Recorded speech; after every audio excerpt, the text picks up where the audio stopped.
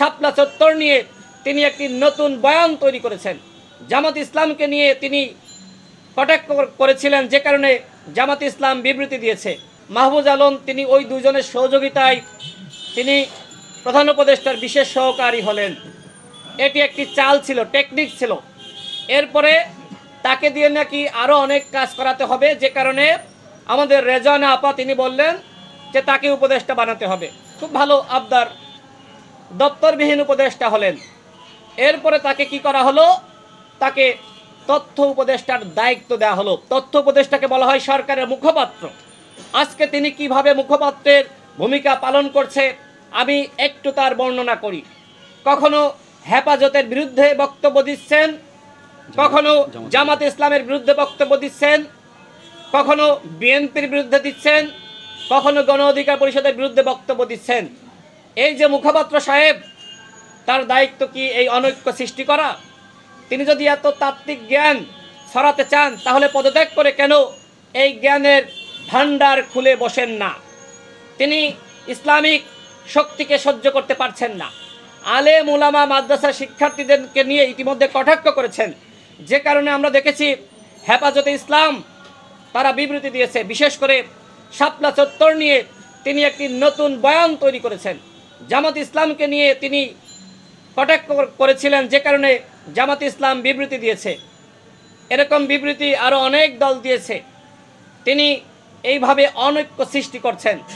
এরকম নৈরাজ্য সৃষ্টিকারী, গণ অভ্যুত্থানের শক্তির মধ্যে বিভাজন সৃষ্টিকারী ব্যক্তি কি করে উপদেষ্টা পদে বহাল থাকে? আমি প্রধান উপদেষ্টার কাছে প্রশ্ন তুলছি যে আপনি কি তাকে এই দায়িত্ব দিয়েছেন? তিনি আজকে জাতীয় ঐক্য সংহতি পুরোপুরি ধ্বংস করেছেন। একমাত্র ব্যক্তি হিসেবে যদি কাউকে দায়ী করতে হয়, আমি মনে করি মাহফুজ আলম তিনি একজন বিতর্কিত ব্যক্তি। এরকম বিতর্কিত ব্যক্তি কোনোভাবেই তিনি এই সরকারের উপদেষ্টা পদে বহাল থাকতে পারেন না। আমরা তার পদত্যাগ দাবি করছি। আগামী নির্বাচন দিতে হবে। আমরা দেখেছি মাননীয় প্রধান উপদেষ্টা তিনি বিবিসি সাক্ষাৎকারে বলেছেন, আমরা তো এখনো রাষ্ট্র সংস্কার শুরুই করিনি। তাহলে প্রশ্ন যে আপনারা কবে থেকে রাষ্ট্র সংস্কারের কাজ শুরু করবেন? আমরা প্রত্যাশা করেছিলাম যে একটি বিপ্লবী সরকার গঠিত হবে, একটি জাতীয় ঐক্যের সরকার গঠিত হবে। কিন্তু আমরা লক্ষ্য করলাম যারা ছাত্র নেতারা ছিলেন তাদের মতামত এবং পরামর্শকে গুরুত্ব দিয়ে একটি একপাক্ষিক সরকার গঠিত হয়েছে। এই সরকার ইতিমধ্যে তার নিরপেক্ষতা শতভাগ হারিয়েছে।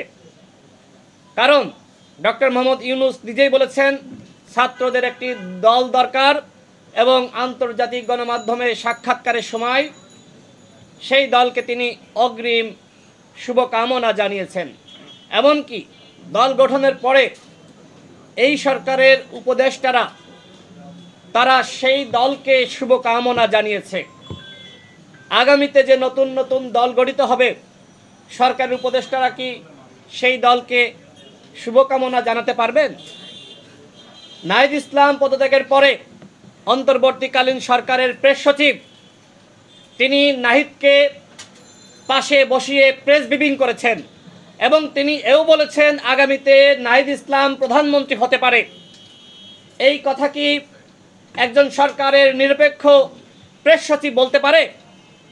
বলতে পারে না। আজকে এইভাবে সরকার তার নিরপেক্ষতার জায়গায় প্রশ্নবিদ্ধ।